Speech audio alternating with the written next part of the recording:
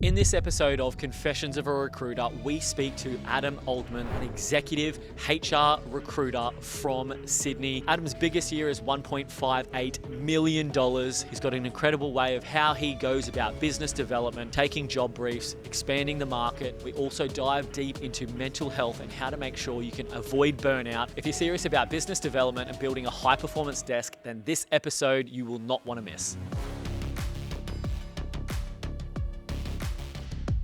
Welcome back to Confessions of a Recruiter. We are joined by a legendary recruiter, Adam Oldman. Adam, welcome to the podcast. Thank you for having me. Plenty of us here know about your background and your experience, but I might just hand it over to you and give you the floor for a few minutes just to tell the listeners a bit about your journey and how you got to this point. Yes, so I've been in recruitment for 10 years, doing HR recruitment. I started in Australia, so before that, I had all sales background, so 15 years of sales, car rental, insurance, different types of sales ultimately. Weird story actually. Years ago, I went down to London to see James Caan. He had a recruitment entrepreneur back in the day. It was just after uni, and they were saying, "Oh, yeah, you can go into recruitment, you can make all this money, and you place all these roles." I just didn't understand it. Like I was just like too young, and they just didn't really explain it properly. So I sort of got exposed to it then. Went to uni, carried on, lived abroad for a little while, and then I came over to Australia. My best friend was over here in pharma, and when I met Michael Page, my sort of old employer. Went for a medical sales role, and then they do the whole usual, "Oh, have you ever thought about recruitment?" So at the time, jumped into that, went straight into HR recruitment, sort of led their team there. I think we had 5 or 6 at the peak, maybe 7. And then, moved to boutique and been recruiting HR ever since. Nice. Yeah. And did you choose HR, by the way, or did they just kind of put you in? It was just the desk that was available. But it's fitted quite well. Yeah, I don't know if I would enjoy recruiting something very technical. Yeah. HR is a lot about culture fit, right? So, it was just what was available. I mean, lots of recruiters chase high performance, chase growth, get there, and it's just not sustainable, or they don't sustain it. But you've managed to do it year after year after year after year. So what do you put that down to? Have you got any processes, systems? Process is a big one. Time management, definitely. I think the drive is just naturally in me. However, drive without no process or no systems is chaos, right? So I think Michael Page gave me some real solid foundations in training. I think the sales experience helped because I was previously in quite hard sales roles. I've done door-to-door sales as well. Back in the day in Liverpool in the winter, door-to-door sales is not fun. So I think the process, the training that they gave, the time management skills, all the coaching, and you've been there, you know what it's like, what it used to be like. Yeah. So I think that the drive, I think also the hunger just to create a life here as well. I was literally creating a new life when I came here. I had nothing really, I had a little bit in my back pocket, but I didn't have anything, no friends, no apartment, nothing like that. So I think the drive, processes, time management, patience, right? That's a really good segue into what we're talking about around BD as well. This season at the moment, we're all about business development, prospecting, how to build a desk essentially. When you've relocated to Australia, started again, you've had to go through that natural determination of starting from scratch. Even though it's not a recruitment desk, it's still life starting from scratch, right? Specifically when you're getting into HR recruitment, the funny thing that I was reflecting on is most recruiters are taught to stay away from HR when you're prospecting. Are you the opposite? Are you prospecting into HR? What do you specifically do there? Well, HR is, I'll only talk to HR clients or HR candidates, right? And, talent acquisition would fall into that anyway. So I would always talk to HR. There's no one else I'd need to talk to. Whereas if you're recruiting procurement or tech or something, you might need the line managers. So I don't need line managers, which is different. But people think, oh, it must be so easy then. It's actually the opposite. Because those HR managers are getting hounded by all of the recruiters, Whereas a tech line manager is probably not getting hounded by a procurement recruiter or a HR recruiter, right? So, and people think, oh, we'll start a HR desk and it'll light up my business. It doesn't. It's the opposite. You know, like you can cause more issues. I was saying, you get it wrong. Yeah, by doing that. Ruin it for the company. Yeah. Well, going back to your point about starting, so I started a cold desk at Michael Page. So it was someone else had touched it a little bit, but it was more, mine was more professional services, financial services, or white collar.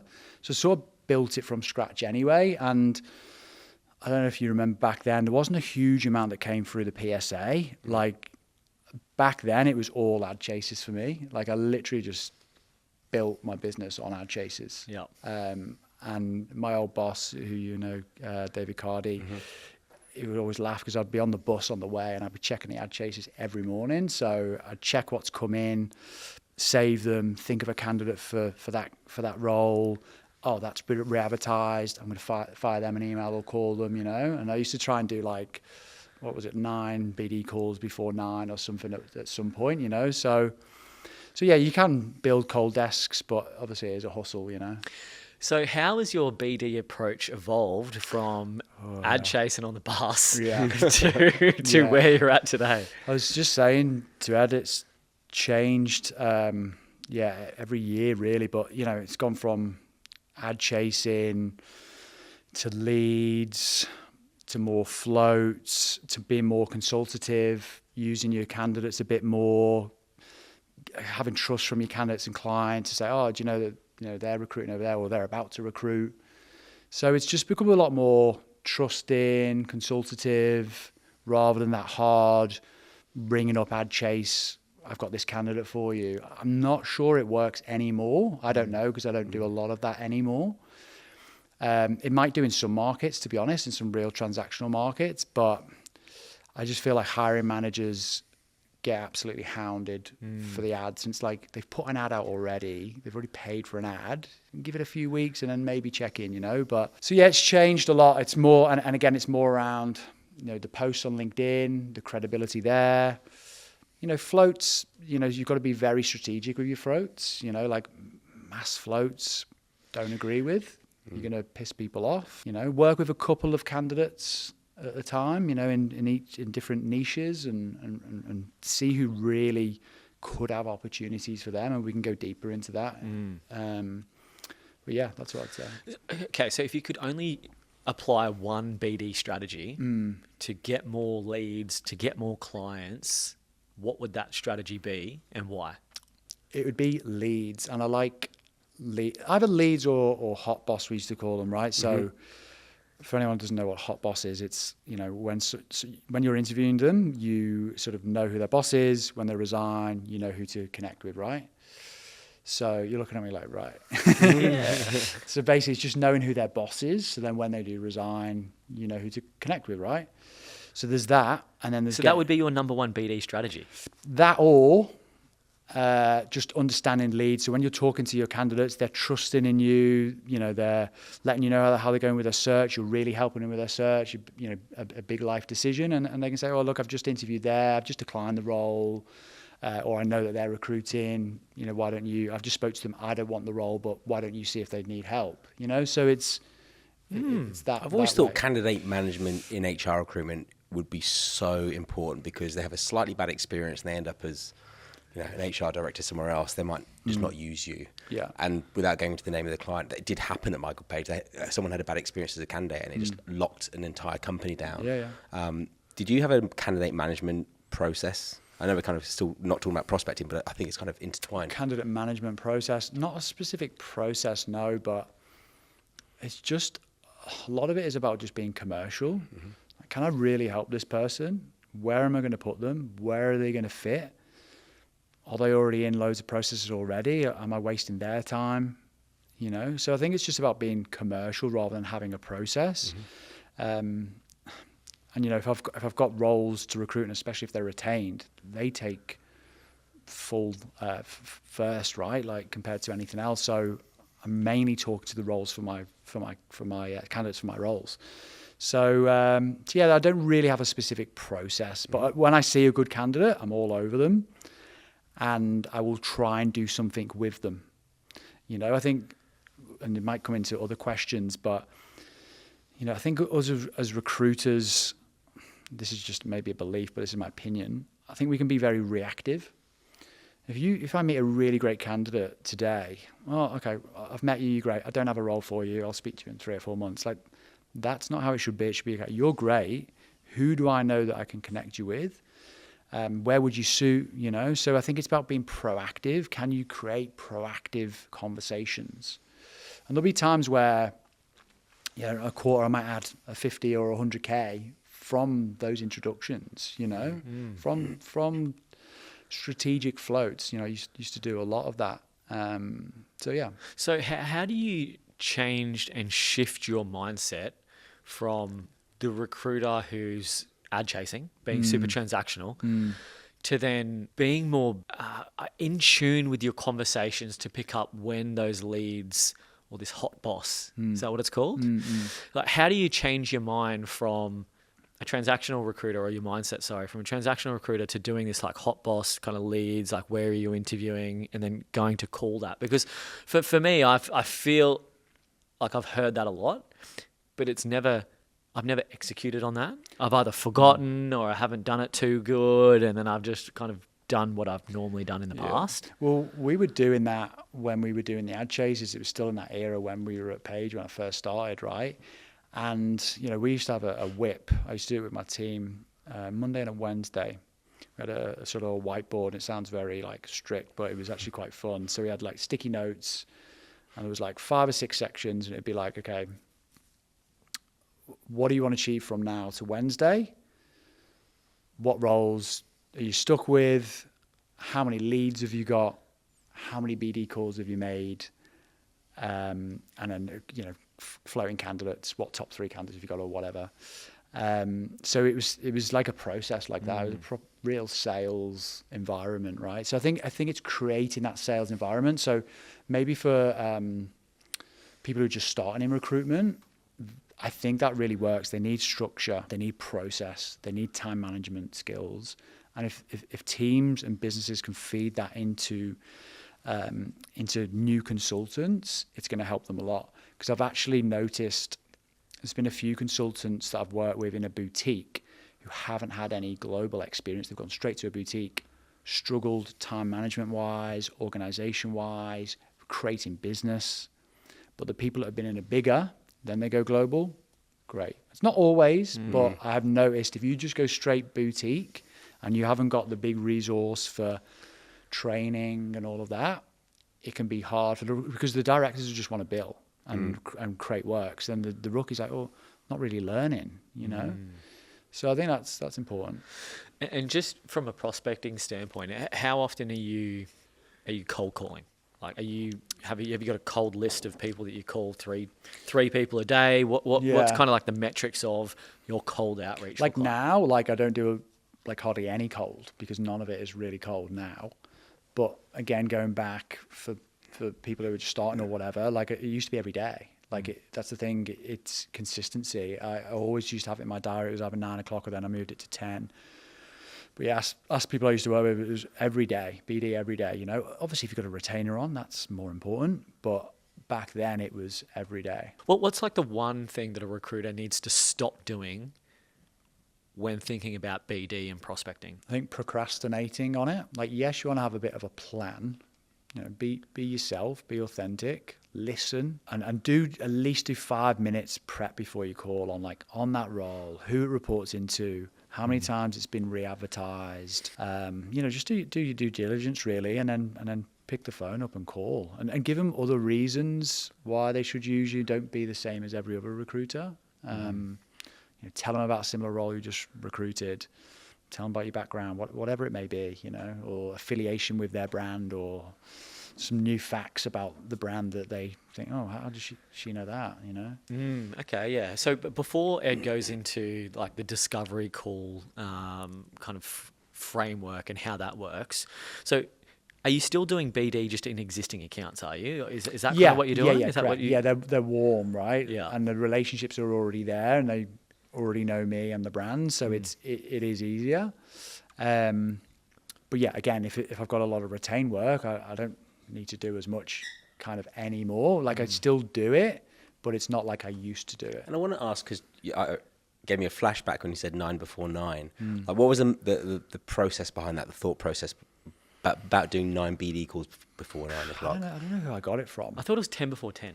It could be that. I used to do 7 before 7, but whatever. I did 3 before 3. No, I think it was based around, gatekeepers don't start till 9 or something, or starting your day in a positive way, something like that. Yeah, But it was before they start their day and they get Yeah. into their meetings, right? And Yeah. get them on the way to work or whatever. But again, I think a lot's changed from them. okay. Like people work from home.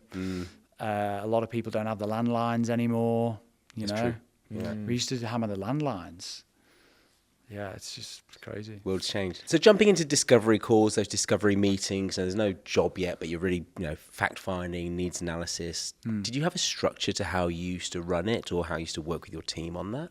Yeah, and again, I didn't have like a full template, but I basically asked the same sort of, say, 10 questions, but it could be in a different order. And it's weird, it's kind of like just stuck in me, but it'd be a similar approach, but maybe in a different order. So yeah, it's more, what have you done so far? Give me a background on the business. I let them talk. So while I'm doing there, downloading information to sell back to, right? So it's just sales. So download the information, but yeah, it'll be, what have you done already? What isn't the role? Tell me what this role isn't, because as recruiters, we assume a lot. Yeah. We assume it's exclusive with us. We assume that they've got the budget. Never assume anything in life, right? So yeah, and then everything else is pretty standard, in terms of the job brief. But I do like to go a bit deeper about, what's the wider team like? Do they need coaching? What do you like as a manager? Anything you don't like seeing on resumes? Any particular brands you want to see? All of that stuff. Did you have any questions? Like, I used to love asking what's not on the job brief, like that you're not allowed to put on there. Like, what is the thing about the role that you can just share with me? Did you have any kind of silver bullet questions you used to ask? No, not really. Not on the job brief. There's anything different, to be honest. But again, you can assume a lot, but you just have to really be explicit sometimes. So you can go, they mean this. They want a mid-level business partner or whatever it may be. Yeah. We have to say, okay, so you definitely want to pay X amount. You don't want to pay X, because you've got to be very, very clear on briefs, because we've had it a fair amount as well, where you recruit a role and it starts at 180, for example. So I've just had it recently. It started at 180. We go up to 220. We got someone at 220 base. Yeah. And it's like, if we knew that months ago, we'd have saved a lot of time. You would have had different candidates. So yeah, I think it's just been very explicit when they say that that's their budget. Is it really? And you're ultimately doing 2 searches then. You're doing a 180 search and you're doing a 220 search. So it's like you're doing double your time. So split your fee in half ultimately, because How do you stop that from happening? being just very frank, and just being very honest. You can also show them either on the brief, on the day, this is what you get. I like to do that a lot, is this is what you get at this level, but this is what you get if you pay a bit more. Which do you want? You tell me. It doesn't matter to me either way. But you can just give me a bit of a feel from these profiles. Because ultimately, sometimes they don't know what they're looking for. Like they brief you on a unicorn. What about when you meet them and there's no job?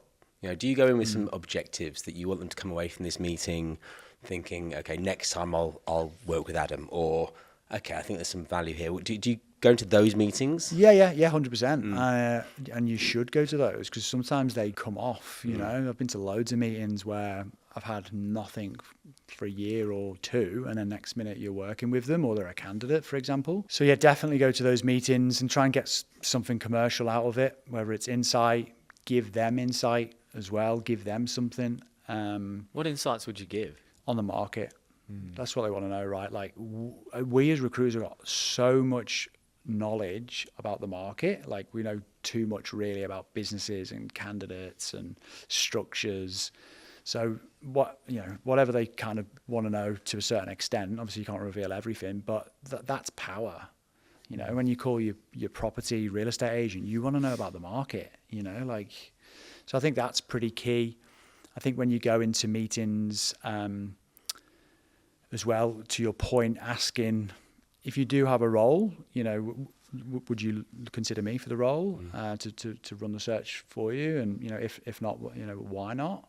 Because then you sort of, one, it's a confidence play. Two, it's credibility. Three, it's also you can query anything in the meeting. They might go, oh, well, you guys are a bit small, a bit boutique. I like bigger. And it's like, you can objection handle there and then, and it's better in person, right? Yeah. So those meetings are good. But again, it's about being commercial.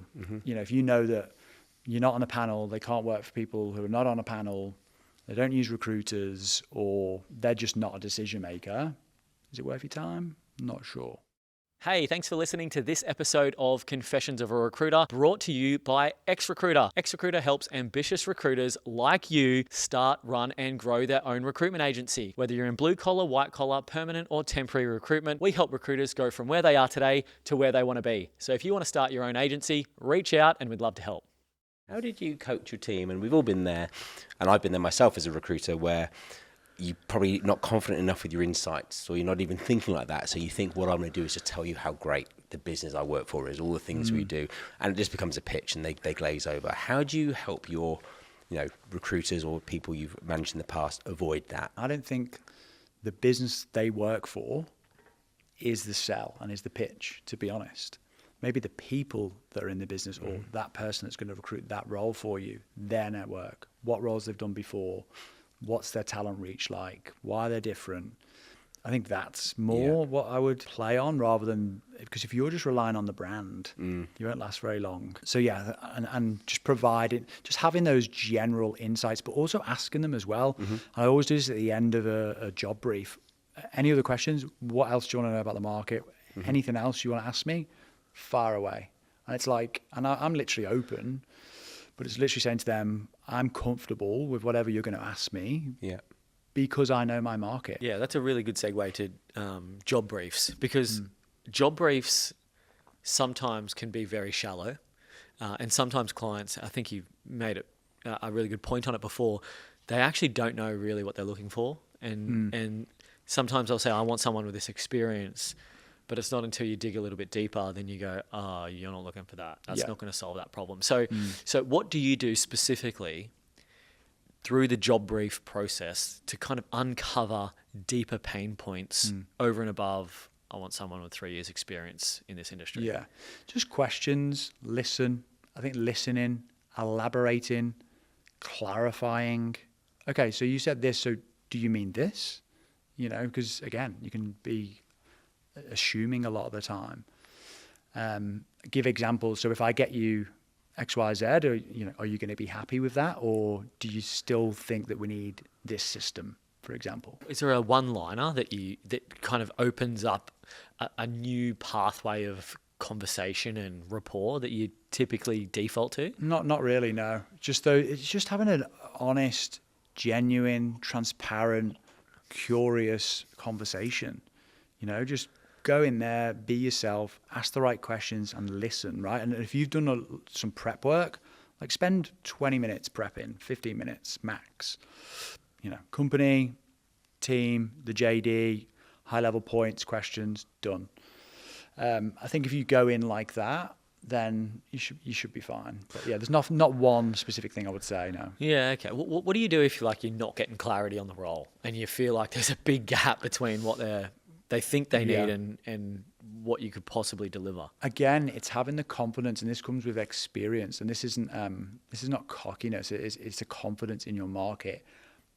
You're not going to get a business partner for 130.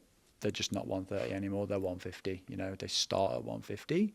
I can give you someone at 130, but they're going to be a HR advisor, for example, Do you try and open up the brief? I think we were having a conversation before around once you get the brief, you kind of push them hypothetically a little bit this way and a little bit this way, and take that out and put that in. So as you kind of put just before, if you're looking at someone for 130, maybe, they're not a HR BP, they're a HR advisor, and we're going to take this out. And how does this feel? Like, what's that kind of that kind of exploring phase of pushing the boundaries, either on salary, on experience? How do you go about that, if at all? Yeah, so it's more showing them that I want to get this right for you.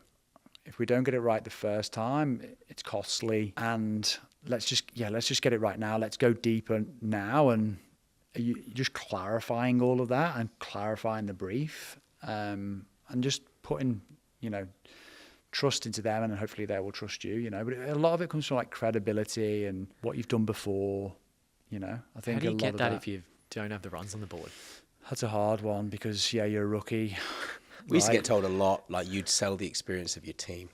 So, you've got 1 year, but within the team, there's 20 years of experience. Yeah. And we've been in the market this long, and then you can always default to asking someone else, basically. That would be a quick default. Yeah. Yeah, we've just had this role. We've just Exactly. ran that search. And you can even talk about brands as well. Like, talk about similar brands that you've just recruited for. That is like gold. And people want to be affiliated with that. So it was interesting. When I was actually running the team at Michael Page, when I got there, it was all industry specific. So like I said, I was doing banking, finance, professional services, IT, or white collar, which is crazy because where I am now, where it's sort of normally is salary levels, and you do any industry. And I think there's kind of power in that. I think it's better doing it salary levels. But if you go to a pharma company, you're taking a brief, and you've just literally had a similar role with another pharma company, they want that. They're like, wow, he's got people that are highly, highly relevant. So definitely talking about similar briefs you just had, similar clients you just had. So do you think did you say industry is better, or you think salary is better? Because can you jump as an HR VP to a different industry, or do you want to stay within mining or something? Yeah. So what I meant by that is I was only allowed to recruit in those industries specifically, all salary levels. But now I just do specific salary levels, all industries. But the other question that you were asking, any HR person can move from virtually any industry. Blue collar to law firms, very hard. Mm-hmm. It's got to be kind of similar. Slightly aligned, yeah. White collar and blue collar is where it becomes tricky. Is there like standard or typical objections that you face in HR recruitment, particularly at the levels you're recruiting? Do you tend to face the same objections in terms of working with you? And it can't be, I'll chat to HR. yeah, Exactly. Not really, apart from they're sort of doing it themselves. But it's not necessarily a HR thing, but it's the whole budget and all of that, right? Mm-hmm. And like I don't really work contingent, to be honest. Mm-hmm. Why? I don't see value in it anymore. Like, you name me something where you get a service with doing loads of work and then you get it for free. Like, real estate agents don't do work until you sign the contract. So why are recruiters working for free? Do you know what I mean? And it's an industry thing. So I think there's sometimes pushback on retainers. We all know a retained search is a better search. It's a fact. Like, you can take your time. It's more thorough. It's better for them. They know where they're at. They might get a little bit of a discount, even though you shouldn't really give a discount because you're giving more service. There's loads of different reasons. But I think, the industry as a whole gets pushed back on fees. And we had one the other day, global brand, great brand, to go to market with. What fees do they work out? It was crazy. It was like from 9 to 16. It's like, who's working at 9%? No way. Somebody somewhere said no. It's like when I came to Australia from England, I thought, who's said 15% over here? Because now everything's that. Yeah. But I've got a question on the retainer piece. I would just be asking that question to every HR person I meet. Why do you not do retainers as a standard? Do you ever ask that? Do they ever give you any feedback on that? No, it's because there's some other players that work in that way, right? Yeah. So it's like, well, why can't you work in that way? Well, because I'm not them, and I'm giving a different service, and that's what most people should believe, right? If you really believe in the work that you're doing, it's all about value you believe you can provide, but also how much they perceive the value. Because if you're working on contingent, non-exclusive roles, that client doesn't really value you. When they come to you and it's like, retained, we know it's retained with you, we know that's how you work, we want you to work it, we like your network, we love how you can do tricky searches, but that comes with time. Like, I'm not naive to think that someone who's just starting recruitment is going to go out and sell retainers. There's no reason why they can't if they pitch it right. But it's obviously not realistic, Have you got any examples of where you have turned a client from a it's just a no or just contingent to now they're a client here and Yeah. it does retained? Yeah. Recently had it, actually. It was a fairly big brand, listed, like 5,000 people here. And the first search that we did was contingent exclusive. Quite high fee. I think it was like 20 or 22%. Placed that. A couple of months later, came with another role, a lot more niche. I just said, look, it's a niche search, going to need a lot more work. It helped that it was confidential as well. There's a lot more of that happening in my market anyway, probably other markets, because there's so much restructuring and redundancies. So that to me is like, you need confidentiality, you need pace, you need a deep search. I can't tell people who the brands are. It's got retainer written all over it, like it's, so it was like, we need to do it that way. And we did it that way. And that was in a couple of months, So it's not to say that that's a good question, because people do think, we've always worked at these terms and contingent, so we can't do retain with them. Of course you can. Yeah. Are there any objections that you like hearing because that it's relatively straightforward to overcome? Or Yeah. I had it the other day with the one I was talking about before, the 9 to 12%. It was, they needed people really quick. They'd already been to an agency, then they came to us, and they thought that they were scoping the market, getting more candidates quicker by going to 2 agencies. Right. But I said to them, I was like, with all due respect, you're giving us X amount of time, you've already been to someone else, you've had your own search, like it's not commercial for us, like it doesn't work for us. And there might be some damage on to undo in the market if a few agencies have gone scattergun in there. 100%. Yeah. But also on that, clients sometimes, some can get, annoyed and get a bit hissy with you. But if you say, look, I don't work like that, and I can't work the role contingent unless it's, retained, or at least, a third up front, some respect it and go, okay, well, you know your worth, and others go, okay, well, I'll go somewhere else, But at least if you hold your standards high and that's the roles that you want to recruit, go and recruit those roles. How often would someone come back to you? Let's say they go, we only do contingent. And you go, sorry, it's got to be a retainer. Has anyone ever come back to you? Yeah, I've had it a few times, like previously in my old organisation. But again, it's like, why didn't it work with the first agency? Is it just a bit of a basket job? When things like that happen. Well, I have done it before, and then we have gone retained and then probably filled it, but it's just not ideal, right? The search it seems like a hard one when things like that happen. And final question for me around objections. We all face them in recruitment all the time. There's it's fees, it's multiple agencies, whatever it is. Have you got any advice for a recruiter, more junior recruiter, who how to stay confident when they're facing objections? Do you have any kind of framework that you used, or anything you'd say around a mindset, something like that? Yeah, again, it's more listening, reaffirming what you've heard is right with them as well.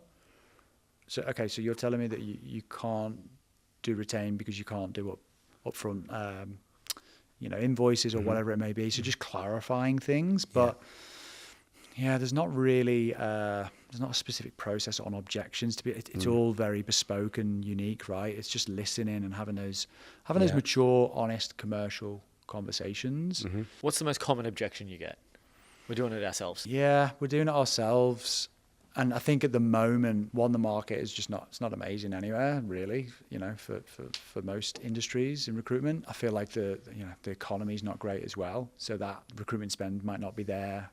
TA, talent acquisition, obviously we recruit for that. That has been the quietest in the last 2 years. I always look at TA as a reflection of the recruitment market. When TA is busy, the recruitment market's pumping. 2022, 2023, 2020, when the TA is dead, the market's dead because organizations aren't recruiting. So right now, a lot of talent acquisition people, obviously want to keep their jobs, right? There's been a lot of redundancies in TA, unfortunately. So, it comes down to a lot at the moment around budget. They've got ads out. Okay, so if someone said to you, look, we're just doing it ourselves, we've got some ads out, how would you overcome that? Well, it'll be, you're only getting the active market, right? So do you want to see the passive market? Do you want to see people from my network who are in the passive market who you have not seen already? And that, I used to put that on a lot of my BD chases on email as well. It's like, Okay, so you're capturing the active market. So you're only getting, I don't know, 20-25% of the market really. You know, a lot of the good candidates used to be more passive. So do you want to see people who we're representing who you won't see from the ad because they don't have time to apply? I'm representing them exclusively. I'm their agent. I had it the other day actually with Singapore, and they do business very differently and recruitment very differently. And yeah, they basically had an ad out and they wanted to see who I had. But when I was talking sort of brands, they were like, oh, we've already got that person. Like they'd done a talent pool, like a talent map. And I was like, yeah, but that means you've talent mapped the whole market. And they're like, oh yeah, but if we reach out to them, they'll reach out to us. And I was like, well, actually no, because that industry that it's in HR, is quite niche. And those types of candidates don't want people know that they're looking because all of the different brands talk to each other. So like in that case, she wouldn't have responded if they had reached out directly because I was representing her highly confidentially. So that's another sell. I like that. Yeah. And fees, like how often do fees come up for you? And what's the kind of general ballpark for fees that you find yourself at? Yeah, like currently in my role, you know, established desk, established business that's been going for, 20 years, we play at my level. So I've normally done sort of, that 150 to 240-ish, but recently more 170 to 240, 250. So it's normally like 18%, sometimes 22, really around that mark. And how do you overcome objections when you've got someone that goes, no, that's a bit too high? Like Well, ask them why. Like, why do you think it's high? Like, yes, there might be another agency that's doing 15, 14, but why are they doing 15, 14 and I'm doing 18? I don't have pushback from other clients. This is sort of my average fee. I'm happy to compromise for you if there's something else in return, maybe another role or have the invoice paid quicker or whatever it may be. It's called negotiation, right? Yeah. Like in anything, it's like if I'm going to do something for you, can you do something for me? Yeah. So yeah, it's more around that. And if you're only competing on price, it's all about speed then, right? And no one wants to be against another agency and you're just competing on speed. So I think price is, if you know your worth, hold your own. If it's 1 or 2%, think commercially, but it's all case by case, right? Like if you're new to recruitment and you can easily fill this role, take it, but don't do it at 12, 15. Okay. It depends on the desk. It depends on the business. It depends on the volume. It depends on the client. So what kind of mindset would you have for a more rookie recruiter? Maybe they're 3 or 4 years in. Fees are a bit of a challenge for them. They're stuck at 13, 14%. They keep butchering the end of the job brief, of the discovery, of the process, and then they get to the end, it's 13%, it's 14%, and they're trying to get They just want the job at that point, right? Yeah, they're trying to get their fees higher. Like what kind of tips have you got for them to get their average fee from 14% to 16%? Just more skills and training in negotiation and value offering and your EVP. Like, what are you actually offering to the market? 13% sounds terrible, right? Like, it doesn't sound good. So, like, are you offering a good service? Have you got good candidates? Like, why are you doing 13? It's a hard one, really. I think you've got to go back to what's the business offering? Like, why are we in business? Why are we unique? Who have we got in the business that is credible? Can we send some more senior guys in to bring the fees up and go on those briefs with them maybe? And then the rookies can learn. Do more training with people. So try and tie it back to your process. Yeah, you got to go from the start, because to me that's a kind of a failed business, because it's so low. Like, you shouldn't be doing, like, it's basically saying, I don't think I'm that good at my job, and I'm not sure like if I'm going to fill it or not. So like, I'll do it for 12 or 13. I always have it hammered into me, like you sell the entire service, right? So I can get made to be on a bus, or I can go in an Aston Martin. And the Aston Martin gives me a very different experience to getting where I need to go.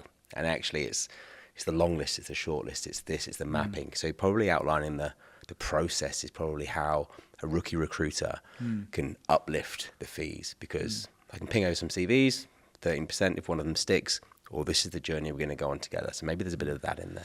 Yeah, that's interesting, because the agency that I used to work at before I started my own business, the fee schedule was 10%, no guarantee, 12%, 0 to 60K. It's you that's brought the fees down, basically.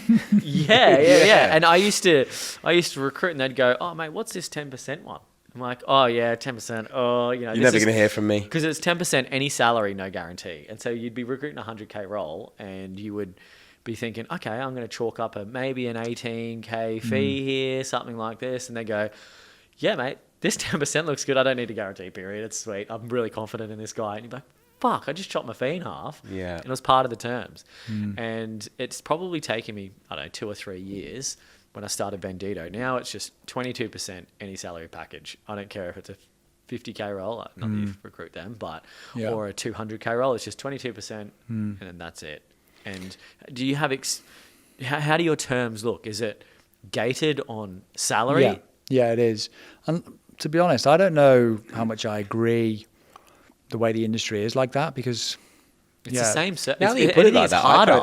I kind of like the 22, but that's just the fees. It's just 22% of whoever we find. It's 22%. It should be more flat fees, and sometimes I think, shouldn't it be the other way around? So the more senior roles, the higher. It should be the less percentage, and the lower salary ones should be more percentage. Do you know what I mean? Yeah, but it would make sense, but we can't talk like that. Yeah. Well, I mean, and the problem, and I'm not going to go on a rant here. I'll finish it up after this kind of segue. But you're dealing with we used to recruit in retail, and so it was a 55K plus super, and they'd only pay 10%, and so you're talking 5K, 6K fees, and you'd have to speak to 100 people.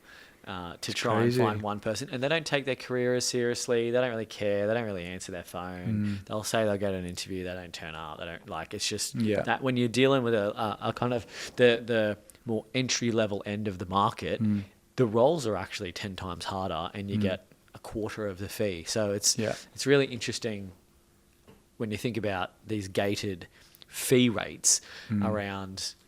Comes down to how much that person's going to impact the business. Surely, that's a good point. That must be that's actually a really good and think for going back to the people that are doing the 13-14% and struggling to get it up, like they've just got to go back to their offering and like how they position themselves in the market, and like because ultimately clients come to us to solve a problem and for our network, right? Really, so it's like they need to work more on that and their negotiation and their value. Look, there is another kind of section. It's not exactly business development, but I think you're hopefully quite comfortable talking about this. And it's something that recruiters struggle with. And I think I've been through this without even realizing, and that's burnout. And that's something I think you've spoken a little bit about. Like, when did it happen for you? And when did you kind of realize that, maybe you were struggling? Yeah, I had burnout quite bad. And look, I think that word gets thrown around quite a lot recently.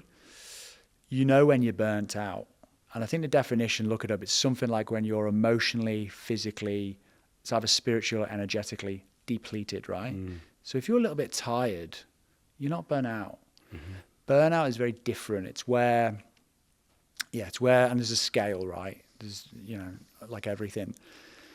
It's where you start getting cynical about your job, your health stops going, you get sick a lot, be getting headaches or whatever it may be. Like I say, you're very cynical about your role. You might be messing up process. You might be getting angry or whatever it may be. But you just don't feel like yourself, and you've probably took on too much, or it's been building, and then you've took on too much ultimately. So for me, it wasn't just a one day, I'm burnt out. It actually happened I think it was 3 times until I realised I need to change something here. So it happened I'd have big quarters and big years or whatever, and then hit a bit of a wall, I need a couple of days off here, and then work would give me. What were you feeling? Just really drained. Sad? Is kind of borderline? Not overly happy. Yeah. I don't know if I was sad, but very drained, low energy, feeling a bit sick, feeling quite stressed. Another feature of burnout is nothing gives you happiness. And the most important bit is what used to give you happiness doesn't give you happiness anymore. Okay. So if you used to love walking your dog, walking the beach, going to the gym, it was just like, yeah, whatever. And you just go very robotic, right? But yeah, I'm very passionate about the burnout. I've got a friend, Chibs, he's a burnout coach. He's a good friend of mine now. He was my burnout coach, and he's a burnout meditation facilitator on the COAR app. So he's great. So yeah, we've done a lot of work together. So you can obviously come out of the burnout, or you can actually find a way through it. You can, but like I say, it's not like it doesn't just come in and that's it. So I would have that burnout, then I would go to a retreat for a week. Mm-hmm. Like I'm sweet, I'm chilled, I've got good food, and I've detoxed and all of that. I'd come back and I'd just do exactly the same as what I've just done. Not changed any habits. I'm going to be a bit more chill. I'm not going to look at my phone at night. Do the same. Another quarter goes by, or a couple of quarters, whatever. Same thing again. So you've got to listen to your body.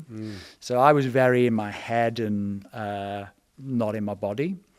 You've got to listen, to your body and the signs it's telling you. So it'll creep up on you basically if you don't look after yourself. Like, health is number one, and you won't be a good recruiter or businessman or whatever if you haven't got your health.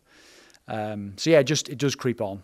Because people don't talk about it very much. Can you see it in other people? Like, or do you have to be very aware in yourself? Well, I would, because I've experienced it. Yeah. And some good managers should be able to pick it. Like, if you really know your team or your colleagues, there's been a few times where I've had to say, are you okay? Is everything all right? And normally, like, I'm just a bit like tired, or I've got a lot going on with the kids at home and all that. Like, it's full on, right? So. Yeah, you should be able to pick it in your colleagues and your team, definitely. I think there needs to be more training on it, to be honest. But you yourself should sort of know if you're not feeling right physically, mentally. Like I say, you run down, you're a bit cynical, what you used to love. And if you're not getting joy out your role anymore, but you used to, what's changed? The role hasn't changed. The market might be a bit different. It's your mindset. Your body is like, I can't do this 5 days a week on the phone, 10 hours. I used to be on the phone on Michael Page 11, 12 hours a week. And I mean, I'm sure there's lots of people listening who are feeling exactly that. And as you're talking, I'm thinking, there was definitely phases in my career where I was there. What advice would you give someone who's going through that now? What should they do? What's the next step? Yeah, good question.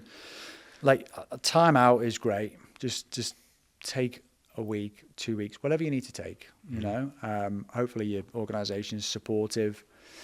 Do some healthy, good things for you and your soul. You might not go to the gym. You might start doing yoga. You might just be doing walks. You might do massages. Connect with friends as well, because that's another thing. Your friends probably realize you've gone a bit more cynical or whatever, or just tired.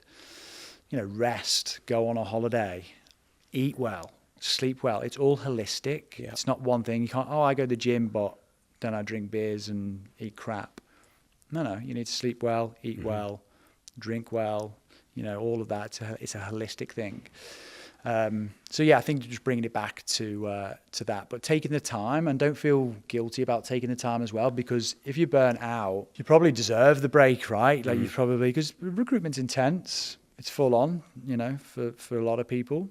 Some people get quite emotional about it. I think the longer you're in it, the less emotional you are. Like, if I was to get a back out, I'm just like, okay, I'll just find someone else. But when you first start and you get a back out, wait till you've had a few hundred, you're like, all right. Move on. You're getting a back out before the back out happens. You're like, I know where this I knew is that was going. happening. Let's go get a new one. Yeah. But there's lots of help out there for burnout as well. And some people could be not burnt out, but mentally going through stuff, right? Like, there's a lot of men, you boys probably know as well, like, men's suicide rate is through the roof, especially in Australia. So, men don't talk a lot, but there's a lot of help out there. There's free help, you can get psychologist sessions on Medicare, like, there's stuff online, you can talk to your friends, you can talk to your colleagues. So I think talking about how you're feeling is... So identify it in yourself. Yeah. Talk to people, change a bit of your habits. Yeah. I like the things that you said there about the things that didn't make you happy. So did make you happy, don't make you happy Yeah. anymore. I think that's kind of a, wow, okay. Yeah. I've certainly been there. Yeah, 100%. No, I love that. So we spoke about a lot. What do you think the biggest key takeaway for a recruiter is from this chat? Probably just a few gems in each topic, to be honest. But I think it comes down to a lot is to do with credibility. I think for someone who's just starting in recruitment, time management, persistence, be a sponge around those senior people, ask questions. You've got to be resilient, because when you're starting recruitment, you're going to get a lot of no's, you're going to get a few back outs, you know. So I think those pieces, but a lot of the other stuff that I've talked about, you know, the little gems there, I think. Yeah, love that. Nice. All right, are we ready for the game? The game. Let's do it. So these are the rules of the game, mate. Your name is your buzzer. I'm going to ask the question. It's multiple choice, A, B, C, or D. If you know the answer before I'm finished, you can just buzz straight in. Best of 5. Yeah. It's not best of 10. Best of 5. Loser has a shot of whiskey. I don't drink, but That's fine. Yet. We can we'll work out another one. Okay, here we go. Question number 1. Who won the most Formula One World Championships? Ed. Who is Hamilton? Because he had one taken off him. Correct. There we go. Jeez. Okay, here we go. Question number 2. 1 Ed, 0 Adam. Who played John McClane in Die Hard 19... Bruce Willis. Oh! it's going to be 5-0, but It needs to be 3-0. Which rapper is known for the album The Chronic? Ed. Dr. Dre. Oh, He got it right. Yeah. All right, Yeah, that's give him that Adam one. one. Yeah. We'll give him that. All right, it's 2-1. It's 2-1. All right, this is another film, but this should be an easy one. Actually, no, it's an Ed one. I want to throw Ed off. Feels like everyone wants me to lose. Yeah, well, Yeah, we it's don't do the fine. game for you to win all the time. Which singer is known as The Voice and won The Voice Australia? A. Delta Goodrum. B. Jessica Mauboy. C. Tina Arena. D. Kylie Minogue. Adam. Ed. That was Adam. A. Congratulations. Oh, We're 2-all. 2-all. Oh. You both got to be extremely quick with this too, okay? Just Okay. get on your buzzers, please. Okay. Which Australian city is closest to Antarctica? Ed. Yeah. Come on, Ed. It's that- Din. it's, Din. oh, you can't Hobart, do that Hobart, shit. You Hobart. can't say Ed. Where was a timer? I was thinking, where did a timer come into it? Okay. Let me just ask a question straight up. All right, here we go. This is the tiebreaker. This is for the win. In the wild world of recruitment, what's the boldest move a hiring manager can make to snag top talent? A. Offer a 6-figure signing bonus with a private yacht party to seal the deal. B. Slide into the candidate's DMs with a personalized rap video about the job. C. Promise a corner office, unlimited tacos, and a pet llama for the employee lounge. D. Host a Hunger Games style competition where the candidates battle for the role. Ed. Ed. Going to go 25% chance here. B. Slide in the DMs with the I'd rap. go with that as well. Yeah. Yeah, Answer's nice. B. That's a Congratulations, win. Well, Ed. yeah, that was good. They should do that, hiring managers. Just a little rap. Yeah, they should. little rap in That'd the be so DMs. good. Yeah. That'd be so good. Well, mate, thank you for joining us on Confessions. It's been good. really fun. Hopefully you've enjoyed it. Yeah, yeah. Oh, And the we've got question. one thing to go. Right, okay. You need to answer the question of our previous guest who wrote in the diary. It's like a diary of the CEO sort of thing. No, this is Diary Recruiter. This is all- totally this is all original. ours. Okay. What would you be if you were not a recruiter? You can be anything. Be cool to be a DJ, wouldn't it? A rapper. Adam, DJ, It'd be Oldman. great to be a DJ. But if it was a bit more serious, probably something around burnout, to be honest, or like men's mental health. Love it. And to be honest, you know, I may do something like that, you know, in the future, maybe on the side. But meditation, I'm very passionate about as well. And, you know, let's call it mindfulness, because I know people get the ick when you say the word meditation, like we're sitting here cross-legged, you know, going Is that not what you did? No.